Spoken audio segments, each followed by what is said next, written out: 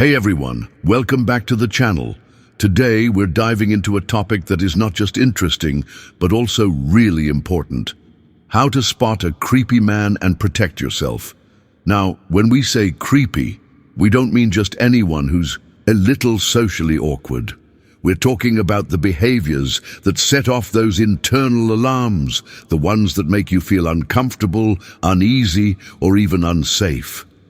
And trust me, this isn't about judging people unfairly. It's about understanding the psychology behind unsettling behavior, recognizing the warning signs, and most importantly, knowing how to respond.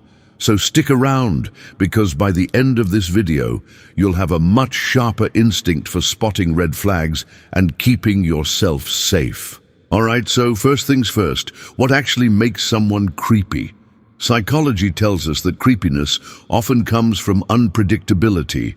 It's that feeling you get when someone's behavior just doesn't match the situation.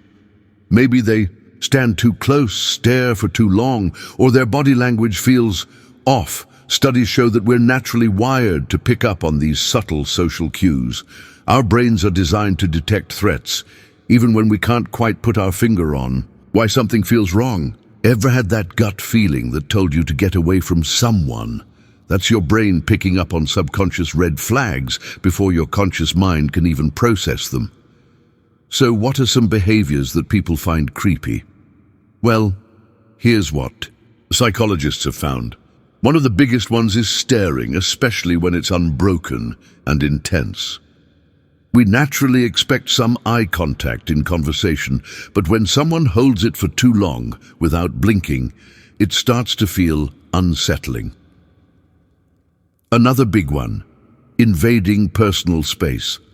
Now this varies from culture to culture, but in general, if someone stands too close, closer than you'd expect, it can feel uncomfortable. And if you try to step back and they step forward again, huge red flag. Then there's the issue of inappropriate or forced conversation. If someone keeps asking personal questions, making off-putting comments, or trying to force a connection that isn't there, it can be a sign of manipulative behavior. And let's not forget tone of voice. If someone speaks in a way that feels forced, overly soft, or just unnatural, it can add to that creepy factor. Now you might be wondering, why do some people act this way? Are they doing it on purpose, or do they just not realize how they come across? Well, it depends. Some people genuinely lack social awareness. Maybe they've never learned proper social boundaries or how to read other people's comfort levels. Others, though, they use creepy behavior as a tactic to test boundaries, manipulate, or intimidate without being outright aggressive. There's actually a term in psychology for this. It's called testing the waters. Some individuals push small boundaries first, like standing too close or making inappropriate jokes, just to see how you'll react. If you let it slide, they might escalate their behavior. So what do you do if you're in a situation with someone who's giving you that creepy vibe? First, trust your gut. If something feels off, don't ignore it. Second, create distance. If someone is too close, step back. If they follow, that's a major sign that they're ignoring your personal space.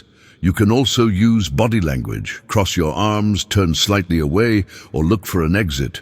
These small signals show that you're not open to interaction. If they're making you uncomfortable, with words, don't be afraid to shut it down. You don't owe anyone a conversation. A simple, "I need to go," or "I'm not comfortable with this," is enough. You don't have to be polite to someone who is making you feel unsafe. And if the situation escalates, get loud. Call them out directly. Most people who engage in creepy behavior rely on their targets staying quiet or uncomfortable.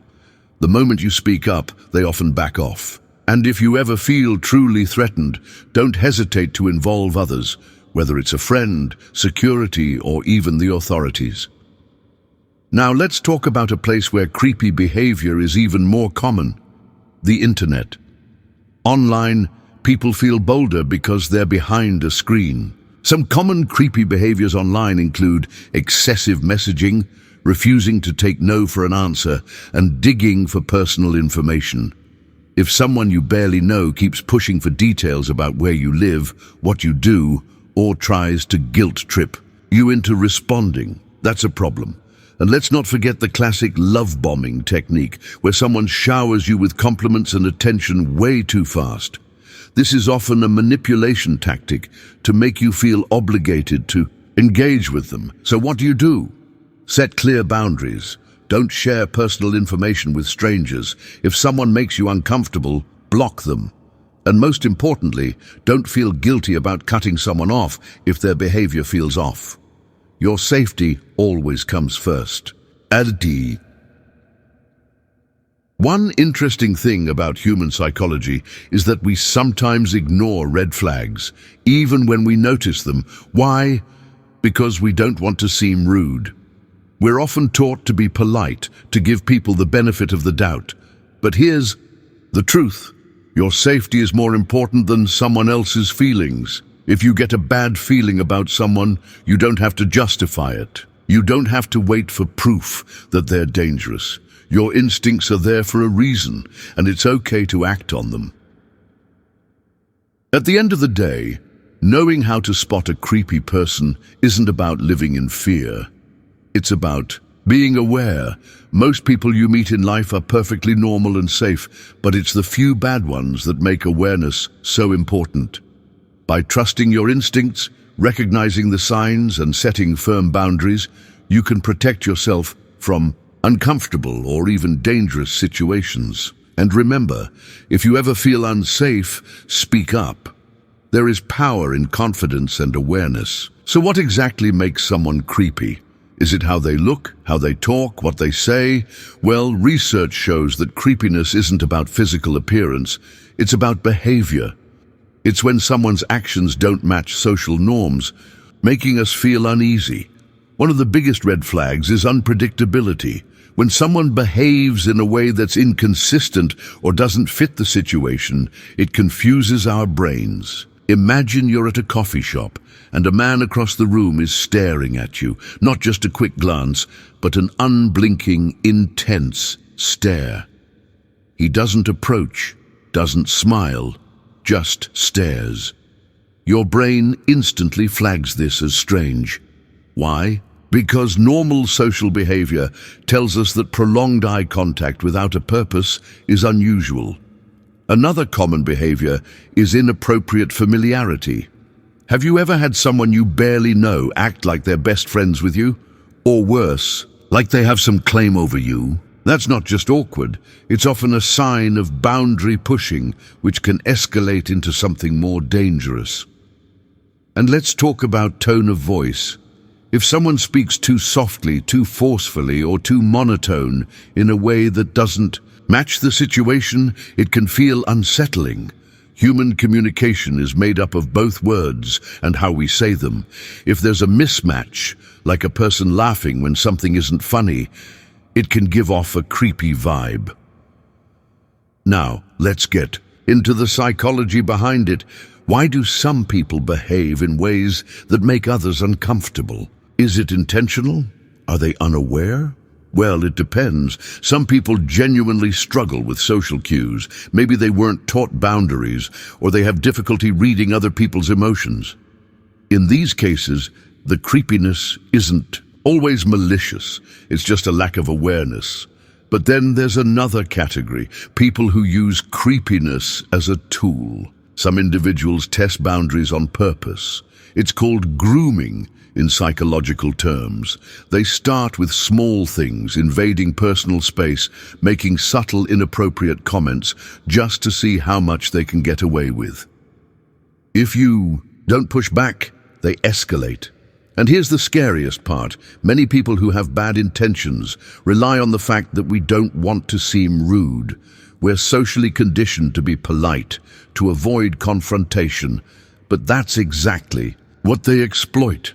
The key here is to recognize when someone is testing boundaries and shut it down early. And let me tell you a story that perfectly illustrates this. A woman named Sarah was taking the subway home from work. She noticed a man sitting across from her, staring intensely. At first, she thought, Maybe he's just zoning out. But then, every time she looked up, his eyes were locked on her. No blinking, no looking away. When she got up to leave, he followed, not immediately. He waited a few seconds as if to not make it obvious. Now, this is where many people brush off their instincts. Maybe it's just a coincidence, they tell themselves. But Sarah trusted her gut. Instead of going straight home, she stopped at a convenience store and pretended to browse. Sure enough, the man lingered outside. That confirmed it. He wasn't just randomly walking in the same direction. So what did she do? She told the cashier she felt uncomfortable, and he immediately helped her exit through the back door. That simple decision, trusting her instincts, may have saved her from something dangerous. This is why it's crucial to listen to that inner voice when something feels wrong. So let's say you're in a situation where someone is making you uncomfortable. What do you do? First, create distance. If someone is too close, step back. If they follow, that's a clear sign they're ignoring your boundaries. Second, change your body language. Cross your arms, turn slightly away, avoid engaging too much. These nonverbal cues signal that you're not open to interaction. Third, don't be afraid to speak up. A simple, firm, "I'm not interested," or "Can you give me some space?" is enough. You don't owe anyone politeness if they're making you feel uncomfortable. And if the situation escalates, get loud, draw attention to yourself. Creepy people thrive on their target staying silent. The moment you call them out, they often retreat because they don't want the attention. Now let's talk about an even bigger problem: creepy behavior online. Social media has made it easier than ever for people to cross boundaries. Have you ever had someone you don't know DM you with weirdly personal questions? Or maybe someone keeps messaging you even when you haven't responded? That's a major red flag. One of the biggest signs of online creepiness is persistence without reciprocation. If someone keeps trying to force a connection when you're not engaging, that's a problem. And if they start getting aggressive, guilt-tripping you for not responding or calling you names, block them immediately. And never, ever give out personal information to someone online unless you 100% trust them. People can seem nice at first, but their true colors show when they don't get what they want. At the end of the day, the best way to protect yourself is awareness. Most people in the world are good, but there are always those who push boundaries and make others feel uncomfortable. The key takeaway: trust your gut. If someone makes you feel uneasy, you don't have to justify it. Set boundaries, remove yourself from the situation, and don't be afraid to speak up.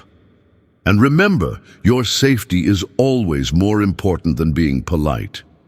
If you found this video helpful, make sure to like, subscribe, and share it with someone who might need this information. Let's spread awareness and keep each other safe. Thanks for watching, and I'll see you in the next one.